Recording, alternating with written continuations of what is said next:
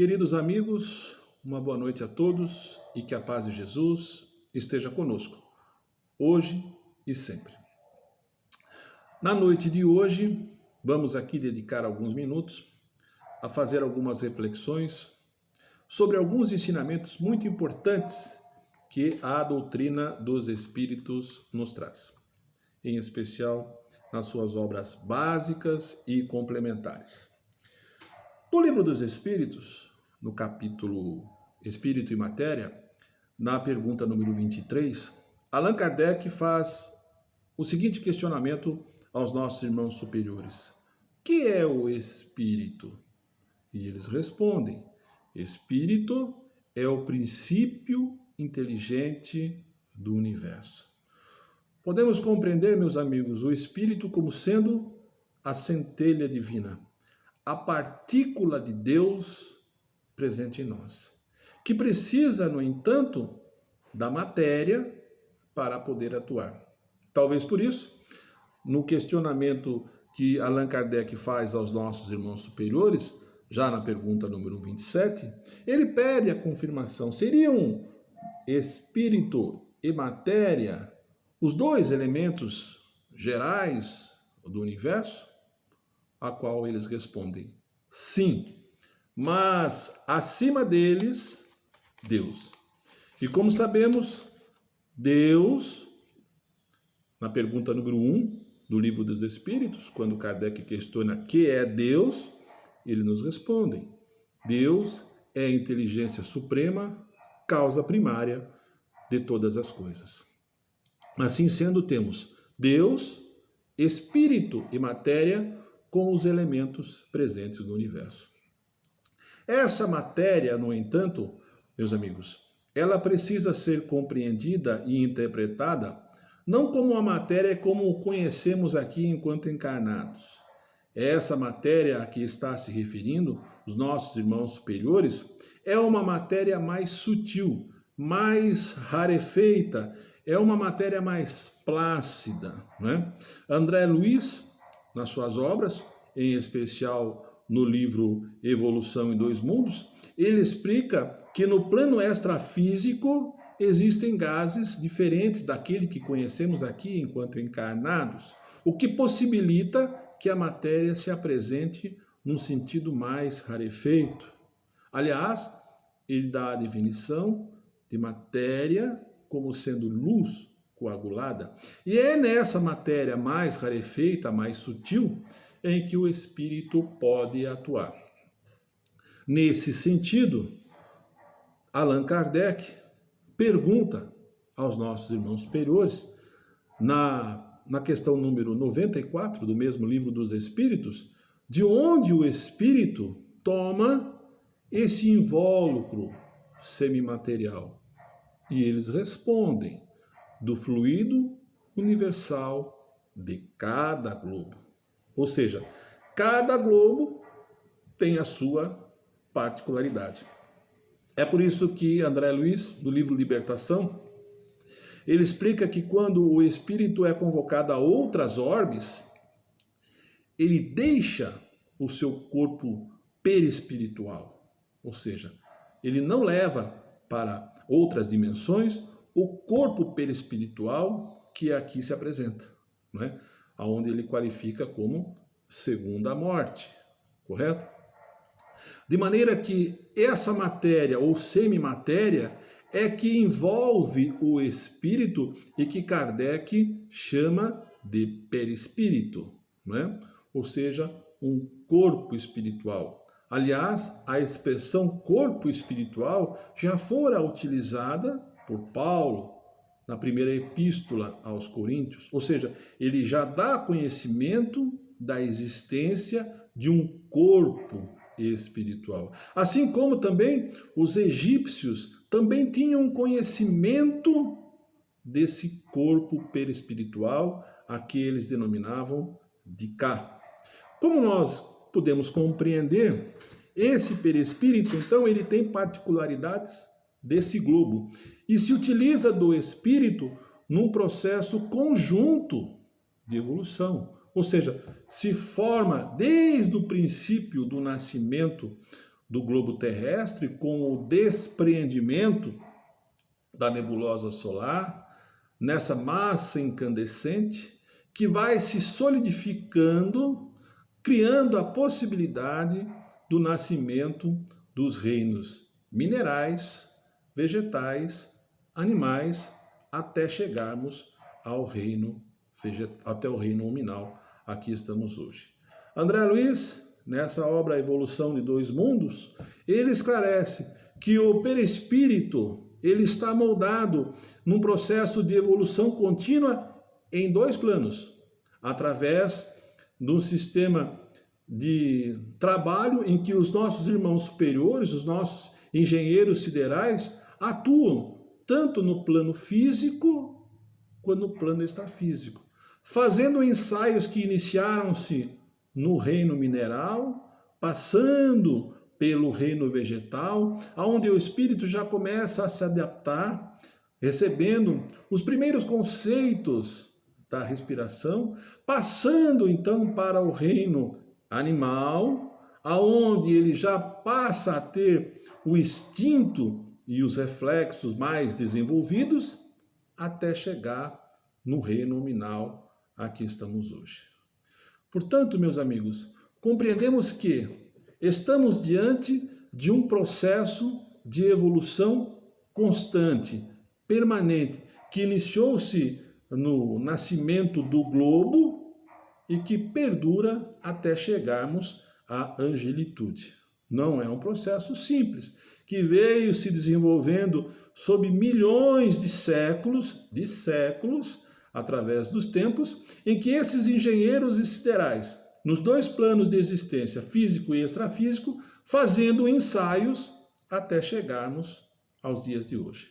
Assim sendo, podemos compreender que o princípio inteligente, esse espírito, ele já transitou, adquirindo experiências no plano mineral, no plano vegetal, no plano animal, até chegarmos aos dias de hoje. Até chegarmos ao perispírito que conhecemos hoje. Esse instrumento que acaba envolvendo o espírito e sendo o intermediário entre o espírito e o corpo físico. Lembramos que o perispírito, ele tem todas as características do corpo físico, se assimilando órgão a órgão, né, do corpo espiritual, com o corpo físico, intermediados pelo duplo etérico, aonde se encontra o fluido vital, que, a bem da verdade, é um subproduto do fluido cósmico universal. Assim sendo, meus amigos, nós precisamos compreender que a evolução não dá saltos. Ela se iniciou-se, como dissemos, no processo de desprendimento da nebulosa e continua, né, através dos séculos, até que possamos chegar à angelitude. É certo que nesse período em que passamos até chegarmos aos dias de hoje, e estamos vivendo hoje um processo de transição, né? Um processo de transição planetária, onde aqueles que não tiverem mais condições de habitar essa orbe, serão chamados a habitar outras orbes. Orbes mais antigas, que referem-se ao passado da Terra, mais primitivos. Passamos por uma primeira etapa, né? Uma etapa inicial, passamos por esse plano de provas e expiações e agora estamos chegando nesse planeta de regeneração. E estamos tendo, neste momento, meus amigos, a possibilidade de utilizar esse corpo físico que Deus nos dá, ou nos deu, através desse trabalho incessante dos nossos amigos siderais. É por isso que precisamos, a todo momento, agradecer a oportunidade que aqui recebemos. Agradecer a esse corpo físico de uma complexidade absurda, que muitas vezes não valorizamos. Muitas vezes nós desprezamos o nosso corpo físico ou até o eliminamos num processo de autoextermínio, como o suicídio, por exemplo, angariando problemas severos para as nossas encarnações futuras. É certo que o corpo físico que usamos hoje e que estamos hoje iniciou-se lá no berço com tempo transitório determinado a terminar no túmulo. Sabemos que encarnamos e que vamos desencarnar.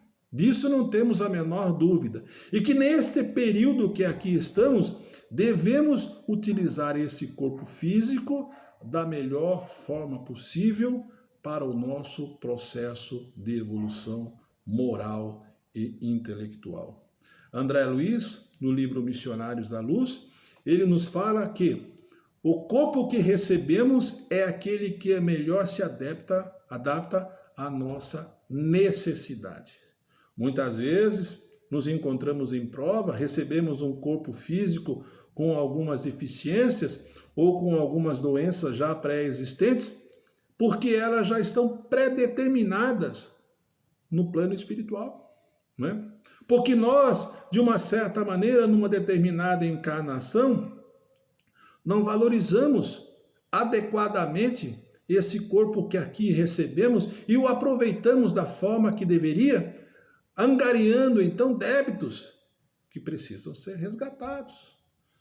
No capítulo chamado Reencarnação do livro Missionários da Luz, André Luiz ele vai até o departamento de reencarnação da colônia Nosso Lar, onde ele encontra o nosso irmão Jovino, que explica para ele: André, o corpo físico que recebemos, via de regra, e eu digo via de regra, é porque aqueles espíritos que já conseguiram alguma evolução no aspecto moral têm a possibilidade de trabalhar no sentido de planejar o seu projeto reencarnatório, determinando no corpo físico algumas situações que possam lhe ajudar.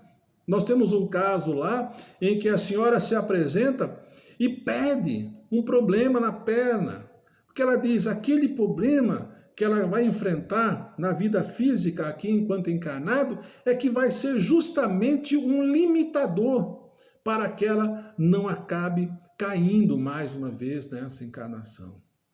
Então nós precisamos compreender que muitas vezes limitações que possuímos e que temos no aspecto físico são processos que muitas vezes pedimos, né, para que possamos então não cair. Nós lembramos aqui do nosso companheiro Chico Xavier, que apesar de toda a obra que possuía, tinha várias e várias limitações físicas, né? Limitações essas que, segundo ele, eram um cabresto para que ele se lembrasse, né, de que não deveria fugir do seu compromisso já assumido. Queridos amigos, devemos a todo momento agradecer. A tudo dai graças, já dizia Jesus. Agradecer o corpo que temos, a situação em que estamos passando, porque muitas vezes essa situação, dentro das leis divinas, dentro dos processos reencarnatórios, dentro da lei de causa e efeito, é aquilo que estamos recebendo, né? Para que possamos depurar cada vez mais o nosso espírito, né? E assim conhecemos que cada vez que desencarnamos e deixamos esse corpo físico de lado, porque do pó iniciamos e do pó retornaremos, nós então temos a possibilidade de nos encontrar mais uma vez com a nossa consciência, com aquilo que fizemos. E cada vez que conseguimos evoluir nesse processo, em especial no aspecto moral, vamos deixando o nosso corpo físico, o nosso corpo espiritual mais rarefeito, não é? Ou seja, vamos eliminando, vamos perdendo carga. André Luiz, ele fala que quando o espírito desencarna, muitas vezes, ele possui uma densidade mental muito grande, porque o espírito está atrelado a bens materiais ou a sentimentos, né, que ele não deve levar para o plano superior, para o momento extrafísico, e ele fica aí, aprisionado ao corpo físico, né? Porque ele ainda não se desprendeu desses sentimentos. Queridos amigos, precisamos compreender dentro desses ensinamentos que a doutrina espírita nos dá, logicamente que respeitando todas as outras opiniões, que estamos aqui num processo de evolução. Que não somos, nenhum de nós, um melhor que o outro. Ao contrário, estamos aqui para que um ao lado dos outros possamos evoluir, né? Porque é isso o sentido de estarmos vivendo em coletividade, em família, para que possamos se utilizar dos outros, né? Aqueles que estão mais atrasados ou mais adiantados, para que nos auxiliem ou possamos auxiliar nesse processo de evolução. Agradecemos a Deus, agradecemos ao corpo que recebemos, agradecemos as provas que estamos aqui pagando, como se estivéssemos indo ao banco, pagando o boleto e quitando uma dívida com satisfação, né? Porque estamos aqui, queridos irmãos, justamente nesse processo de evolução.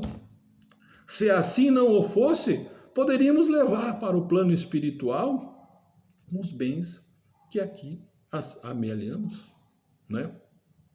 Então façamos essa reflexão. Somos parte integrante desse universo. Somos parte dessa centelha divina que Deus colocou na Terra para que possamos evoluir, né? E muitas vezes nós nos enaltecemos, achamos que somos melhores que os outros, achamos que somos superiores porque temos dinheiro, porque temos poder, porque temos responsabilidades a mais. Mas não compreendemos que cada um está no seu momento de evolução. A doutrina dos Espíritos, ela nos traz vários ensinamentos, né? Vários ensinamentos, em especial nesse aspecto, né? De compreender que estamos aqui, enquanto encarnados, de uma forma transitória, né? Utilizando-se desse corpo físico, que é o melhor instrumento que foi nos adequado neste momento, para que possamos evoluir.